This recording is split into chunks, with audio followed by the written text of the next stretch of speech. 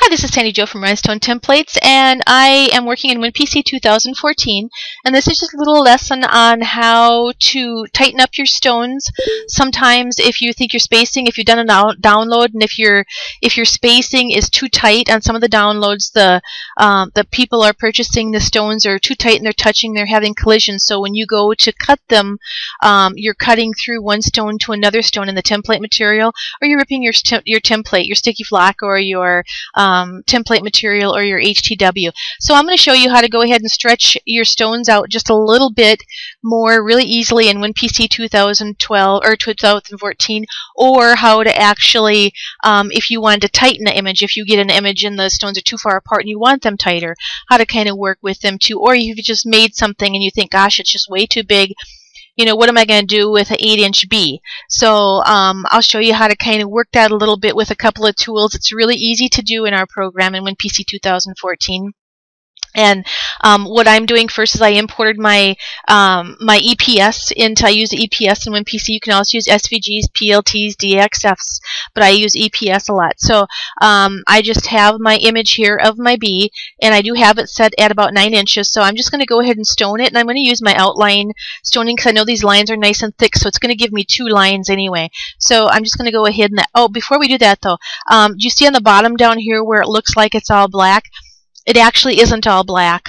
Before you ever stone an image, make sure you ungroup it or break all, and then come down into your wireframe and look and see what's really here. What this is if I wanted to make this a fill on the bottom, I could very easily come in and make that a fill if I wanted to. And actually, I'm going to duplicate this so we can do it 2 different ways and actually do that for you, so you can kind of see how it goes. But I'm going to go ahead. My phone is ringing. I'm just going to ignore it, let the answer machine pick up. So if you hear that over my microphone, you know, I'm sorry about that. But I'm going to go ahead and go out of wireframe, and I'm going to come back in here, and I'm going to go ahead and stone this as it sits and just kind of see how it comes out. It's at 13 SS stones for 10 SS and at 0.03 spacing. And then I'm going to go ahead. I have erased my original, so I don't want my original to stay here that I have to delete when I'm done. It just can be gone. So I'm going to hit apply, and it went ahead and it stoned everything for me. And there's not a stone on here I don't think I have to change.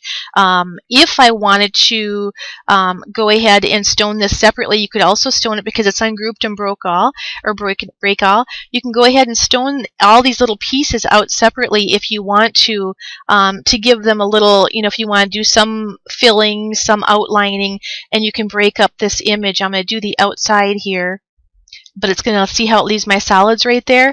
I'm going to go ahead and do a fill on that, an island fill, and see how that filled. And that filled in pretty good. I might want to move those stones around just a little bit, but that filled in so the bottom part is filled. But you could go through then and go back to outline and just go ahead and fill those areas, you know, with the outline however you wanted to. But I just kind of want to show you the variations of filling and outlining, so you would know how that goes. And then on this one, if I filled this on this one, I would come through with my lasso tool, which is like the best tool in the world. It's just an awesome tool.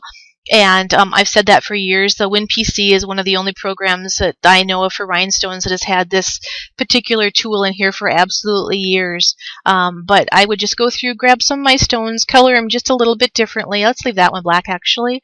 And just color them so that when I send it to the cutter, I can actually break this apart, you know, into different colors and, you know, work with it that way. But that's how you work with your lasso tool. You just take it and encompass it and make a circle around. It doesn't have to be a complete circle, but just a nice circle, and that way you can change colors out so very easy.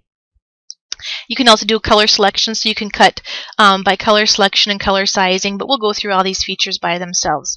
But at this point, what I want to show you is how to actually size something. So my bee's 9 inches wide. I really don't want a 9, whoops, I lost some of my stones there. Let's go back and grab those. I really don't want a 9-inch wide bee. I want to make it a little bit smaller, and I want I want my stones just a little bit tighter in here. So remember, we're dealing with a 0.126 size stone. So the trick here is just grab your Shift key and your S key, hold them both down at the same time, grab either your upper toolbar, I usually grab this one on the upper right hand corner, and I'm going to make it smaller. So I'm going to go ahead and bring this down. Now I've got about a 7.8 inches. You see how that brought all my stones in close? It brought them in really nice and tight.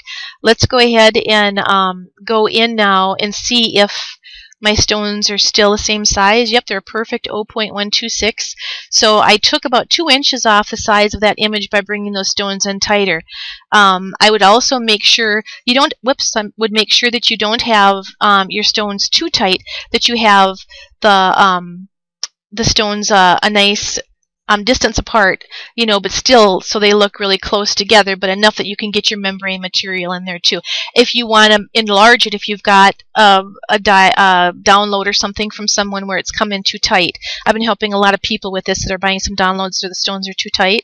Again, you've got it selected. Just grab your shift key, push down on it, and then your S key, and go ahead and enlarge it up. And it's going to enlarge it's actually going to enlarge the design, but it's going to keep your stones exactly the size that you had them before. So that would spread them out just a little bit more. So that's how a little trick, how do you make something, a little bit larger, a little bit smaller, really easily in our program, so you can kind of work your downloads around a little bit to fit them how you really like them to be. And you can also go through your toolbar and work your stone sizes differently too within your toolbar, but we'll show that in another video. So thank you for watching this, and I'll just go ahead and keep making videos for you. Thank you. I also wanted to add one more thing here. I just remembered when I was starting to produce this video. When you bring an image in from a download or someplace else, make sure you ungroup it, break all, and then make sure you come over and select all of your image, your dots here, your stones, and hit change to circle. And then you'll be able to go ahead and do the editing, the sizing up or sizing down that I had suggested. But make sure you hit that change to circle.